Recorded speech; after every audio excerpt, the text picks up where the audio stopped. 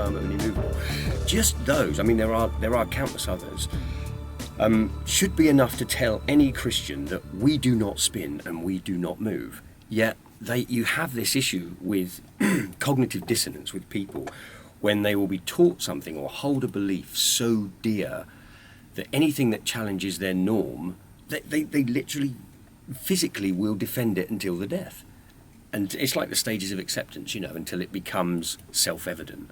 Right. And so you get persecuted to start with, don't you? People ridicule you, and then you do, and it happens with all things that challenge the accepted reality or the accepted norm. Thou dost fix the earth on its foundation, so it never can be shaken. I mean, that's Psalm 104:5. So the earth is on this strong foundation. There is waters underneath. There's waters above the firmament.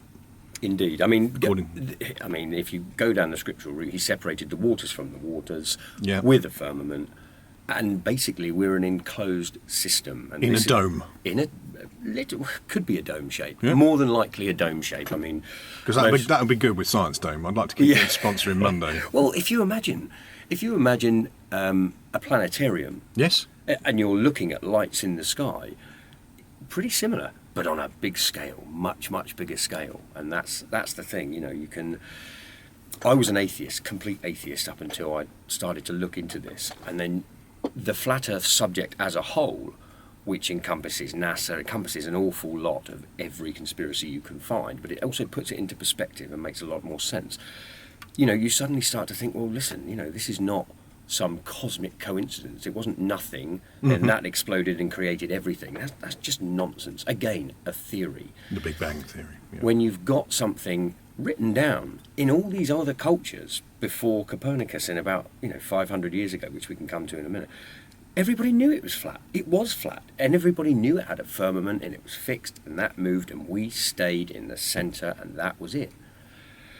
500 years ago, Copernicus comes along with his Royal Astronomical Society friends and his Freemason buddies, and I know it sounds crackerjack. It does sound really bizarre, but you have to listen. It's like anything. Unless you want to know, unless you want to step outside of the reality that's created for you, you're not going to know anything. You've got to go and look for yourself. So I'm not saying these things so that people think, oh, he's mad or this and that. Go and check the things I'm going to say to you. Go and look for yourself.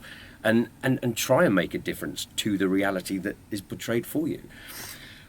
Copernicus comes along, they decide at that point, they're all thereabouts, that the Earth is going to be a completely different shape. Why?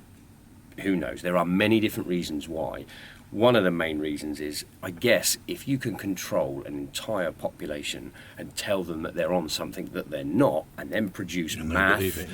They're going to believe it. It's very simple. It's like the thing with my daughter. If you start speaking this way, they will copy. And then if I hadn't said anything, generations down the line, small children will be saying, come this me, for centuries to come. Yeah. So programming is really important. And, the big question is why. The big question everyone asks is why.